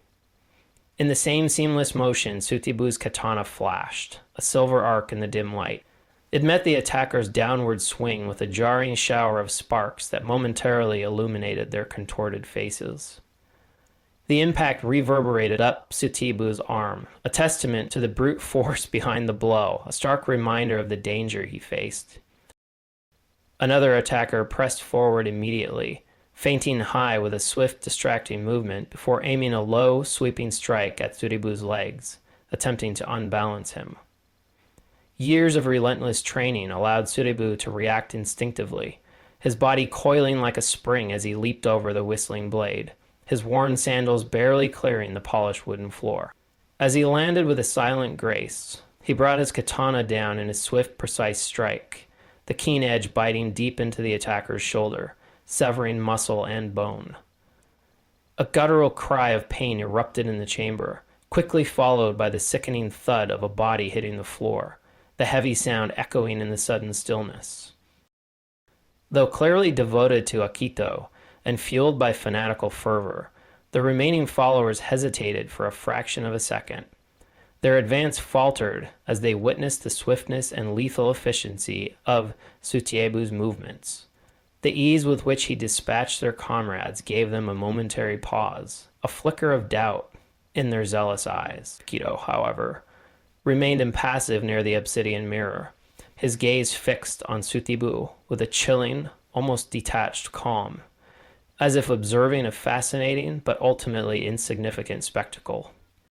"Impressive, Ronin," Akito said, his voice devoid of emotion, a flat monotone that belied the violence erupting around him.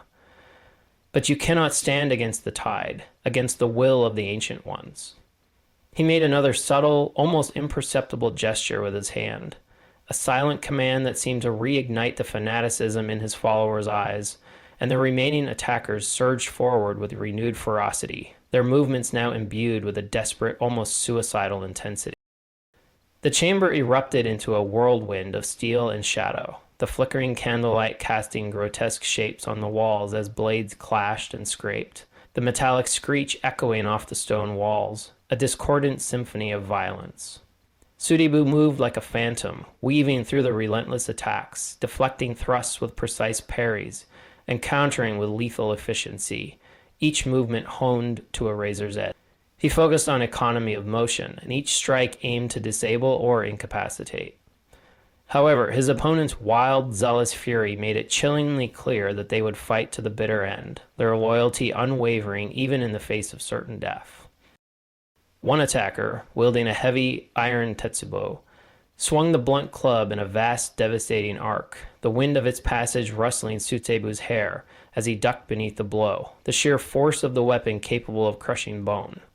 He used the momentum of his dodge to spin, his katana slicing across the attacker's exposed arm, the keen edge biting deep into flesh. The heavy tetsubo clattered to the floor with a dull thud, followed by a strangled cry of agony. Another, quicker opponent pressed him relentlessly, his katana a blur of silver in the dim light, a constant flurry of deadly thrusts and slashes. Tsuchibu met his attacks head-on, the rhythmic clang of steel against steel filling the chamber. Each parry a testament to his skill and experience. He deflected a thrust aimed directly at his heart, the cold steel a hair's breadth away, then reacted with a swift upward stroke, the razor-sharp tip of his blade drawing a thin line of crimson across the attacker's cheek, a fleeting mark of the brutal exchange. Amidst the chaotic dance of death, Tsuchibu kept a wary eye on Akito, who remained near the obsidian mirror, his presence radiating an unsettling power. This silent command seemed to fuel his followers' fanaticism, as if the dark artifact itself imbued them with a desperate strength. The fight was a brutal and visceral dance of life and death, each parry, each strike carrying the heavy weight of survival. The air grew thick with the metallic tang of blood, mingling with the heavy scent of sweat and the cloying sweetness of the incense. Suibu's breath came in ragged gasps, his muscles screaming in protest with each exertion, but his focus remained unwavering, his movements precise and deadly. He had faced death countless times in his life as a Ronin, and the primal instinct to survive burned fiercely within him, a cold, unwavering flame in the heart of the chaos. One of Akita's followers, his face contorted with a primal rage, lunged with a desperate final strike, his eyes wild with a fanatical intensity. Sutebu met his charge head-on, his katana piercing the attacker's chest with a sickeningly soft sound. The man's eyes widened in a final surprised gasp, then glazed over as his lifeblood stained the polished floor, his body collapsing in a lifeless heap.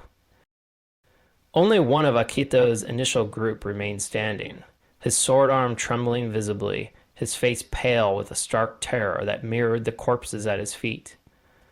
He glanced desperately at Akito, seeking some sign of solace or command, but Akito offered none, his gaze cold and unwavering, fixed on Sutebu with a chilling detachment. With a choked cry of despair, the last follower dropped his bloodied weapon, the clang echoing in the suddenly quieter chamber, and fled into the concealing shadows of the estate, his footsteps pounding a frantic retreat.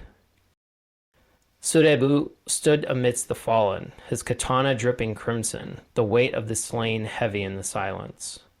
He turned his attention to Akito, who remained motionless by the obsidian mirror.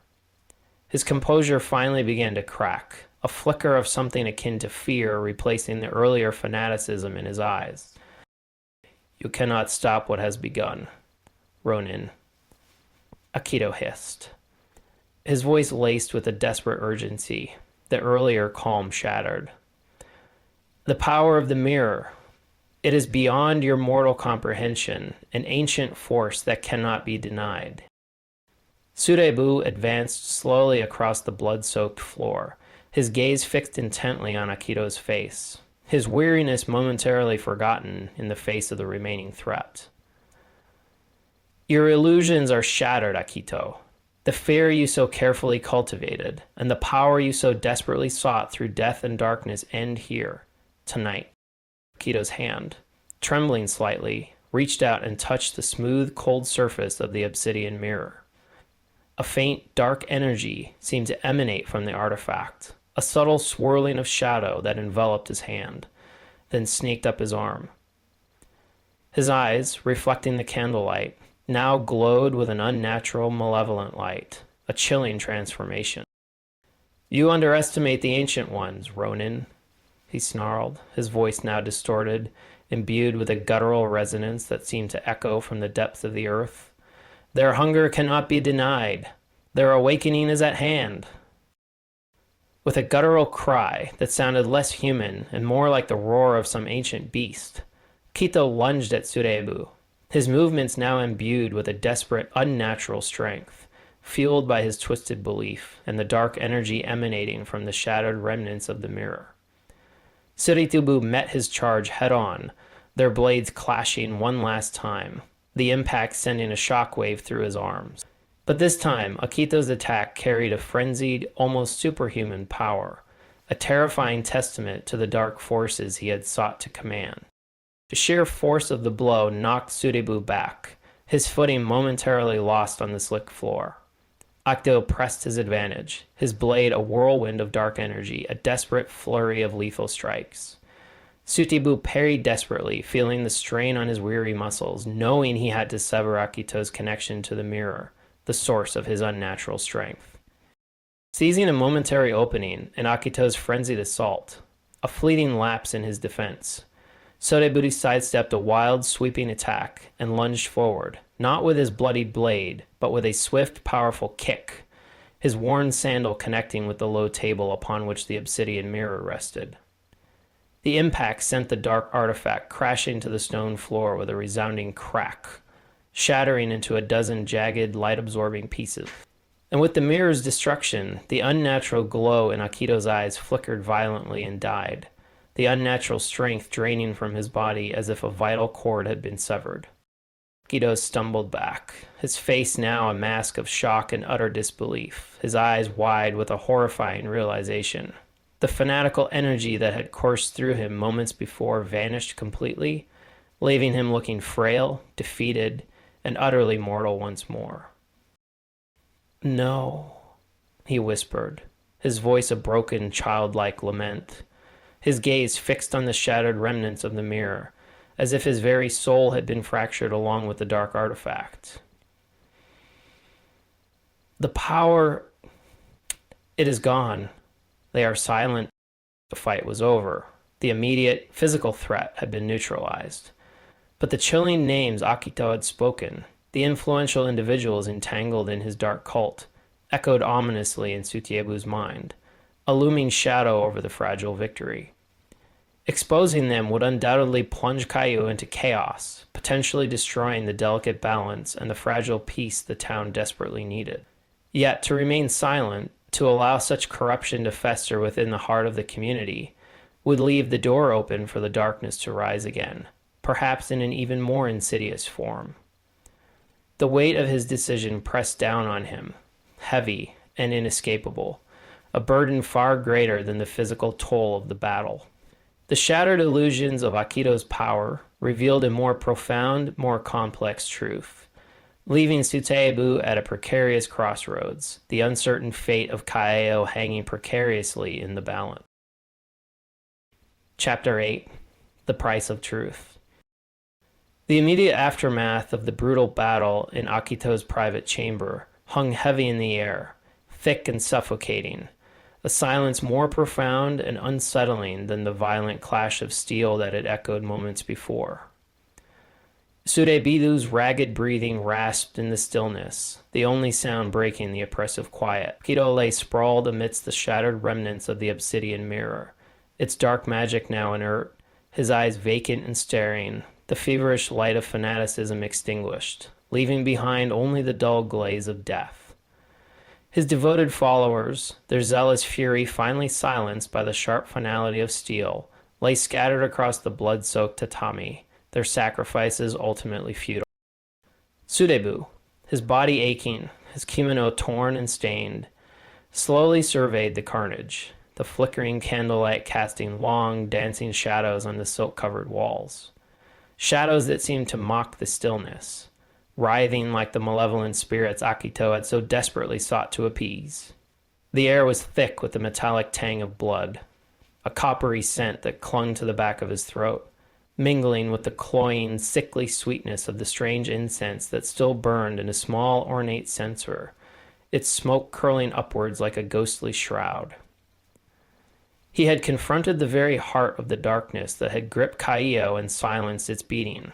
However, the insidious tendrils of its influence, he knew, still reached deep into the intricate fabric of the town, threatening to poison it from within. The names Akito had whispered in his fevered pronouncements echoed in Sutibu's weary mind. Prominent merchants whose fortunes were interwoven with Kaio's prosperity. A respected elder from the Enmei temple whose wisdom was once revered. Even a minor official within the magistrate's own office. A hidden rot within the seat of authority, exposing their complicity, revealing the extent of the cult's reach, would undoubtedly shatter the carefully constructed facade of Kaio's wealth and tranquility, ripping away the silk screen to reveal the festering corruption beneath. The ensuing chaos, Sutebu knew, with a grim certainty, could be devastating, potentially leading to widespread distrust that would poison neighbor against neighbor, economic collapse as the foundations of trade crumbled, and even open violence as factions within the town turned on each other. Justice demands the light, but sometimes the sudden glare blinds more than it illuminates. Yet the ingrained principles of the Ronin, his unwavering sense of justice, honed by years of navigating a world where power often twisted righteousness, demanded accountability. To ignore the willing complicity of these influential figures, to sweep their dark involvement under the rug in the name of a fragile peace, would be to allow the seeds of darkness to lie dormant, buried but still capable of sprouting anew, poisoning future generations. The price of a superficial peace bought with silence, Surebu knew in his heart, could be far greater and more devastating in the long run. A festering wound left untreated. With a pragmatic resolve born of grim necessity, Tsutebu made a difficult decision.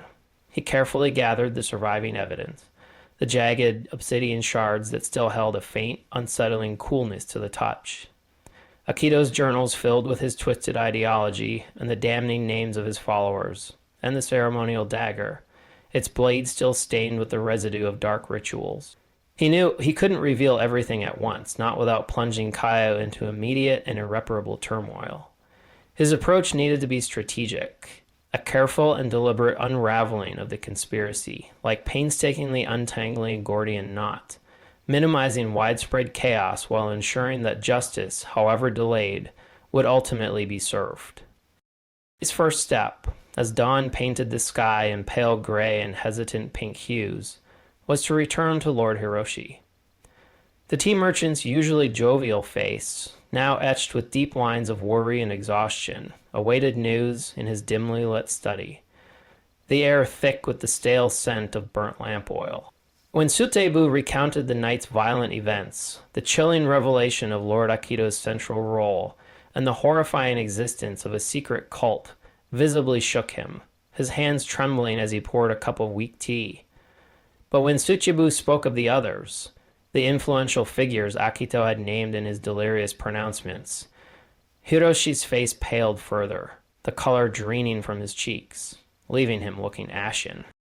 This will tear Kaio apart, Hirotoshi whispered, his voice barely audible, trembling like a leaf in a storm. Those names are the pillars of our community, the foundation upon which our prosperity rests. Pillars built on a foundation of lies and death, Lord Hiroshi. Tsuketebu countered, his gaze unwavering, his voice firm despite his weariness. The truth, however painful and destructive it may seem in the short term, must eventually be brought to light if Kaio is to heal truly. Together, their voices low and urgent, they devised a cautious and delicate plan. Instead of a public accusation that could incite immediate panic and potentially lead to further violence, they would present the damning evidence discreetly to a select group of Kaio's most respected and seemingly uncorrupted leaders. Individuals known for their integrity, their commitment to the town's long-term well-being, and their ability to act with reason and discretion. Lord Hiroshi, with his extensive network of contacts within the Merchant Guild and his long-standing respected standing within the community, reluctantly agreed to act as their intermediary, carefully choosing who to approach, gauging their reactions, and testing their trustworthiness. The following days were fraught with a suffocating tension, an undercurrent of fear and suspicion that permeated every interaction.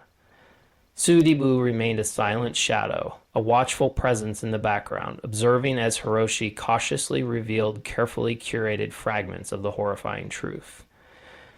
The reactions were varied and often disturbing. Shock that quickly morphed into disbelief, anger at the betrayal, and a chilling fear of what these revelations meant for Kaio's fragile future.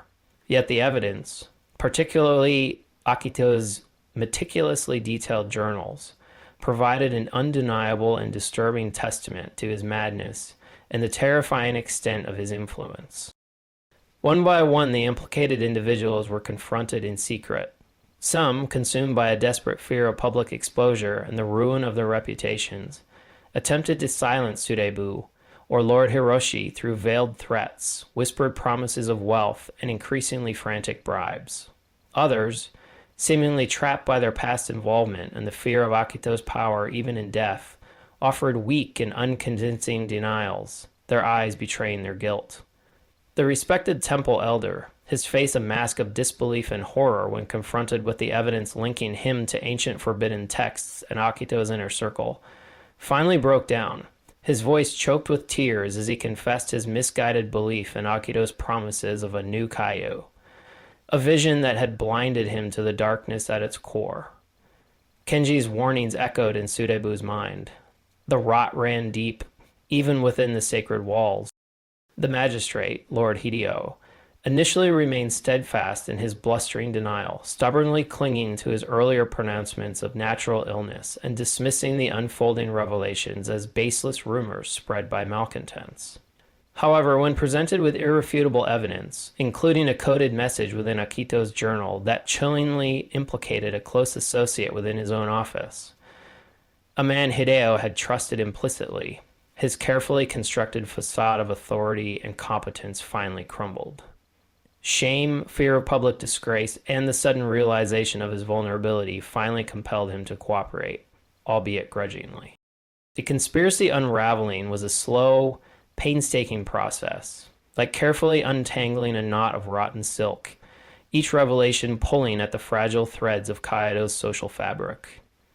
The outward appearance of prosperity and harmony that the town had so carefully cultivated over the years was revealed to be a fragile illusion, masking a complex network of secret alliances, corrupting influences, and a terrifying darkness that had festered in the shadow. The fragility of societal order, Sutebu realized with a profound sense of unease, lay not in external threats or the vagaries of fortune, but in the internal decay that unchecked power, twisted by a dangerous ideology, could breed within the heart of a community. As the truth gradually seeped into the consciousness of Kaieo's inhabitants, a sense of stunned disbelief settled over the town, a heavy silence replacing the earlier frantic whispers. The shocking revelations shattered long-held perceptions, forcing the townsfolk to confront the unsettling darkness beneath their seemingly peaceful existence, a hidden malignancy that had threatened to consume them all. There was no immediate eruption of chaos, no violent uprising, but a quiet reckoning, a slow and painful rebuilding of trust, a reassessment of who their leaders truly were, and a dawning awareness of the fragility of their world. To Ibu, his grim task completed, the immediate threat neutralized, prepared to leave Kaio, the weight of the town's future now resting in its own uncertain hands. Lord Hiroshi, his face etched with gratitude and a newfound weariness, offered him a generous reward, far exceeding their initial agreement, the weight of the gold feeling heavy in Tsuchibu's calloused hand. But the Ronin's gaze was distant, already fixed on the road ahead. He had delivered a form of justice, but he had also witnessed the profound fragility of human society, the terrifying ease with which power could corrupt, and the insidious ways in which fear could manipulate even the most well-intentioned individuals. Once defined by a more immediate and often violent form of justice, his sense of purpose had been subtly and irrevocably altered by his time in Kaio. He had confronted the insidious nature of unseen threats. The battles fought not with swords and steel, but with the slow, deliberate unveiling of truth and the difficult courage to confront uncomfortable realities. As he rode his solitary way out of Kaio, the vibrant banners still fluttered in the gentle breeze, the familiar scent of plum blossoms still hung in the air, but the laughter in the marketplace was more subdued, the eyes of the townsfolk carrying a newfound weariness, a lingering shadow of the darkness they had unknowingly endured. The price of truth had been undeniably high, shattering cherished illusions and exposing the darkness within. But perhaps, Surebu thought, as the town receded behind him, it was a necessary price to pay for the chance of a more honest, if ultimately more fragile, dawn. His journey continued, his path ahead still uncertain. Still, his understanding of justice and the complex shadows it sometimes had to navigate had been irrevocably redefined by the secrets he had unearthed in the gilded cage of Kaio.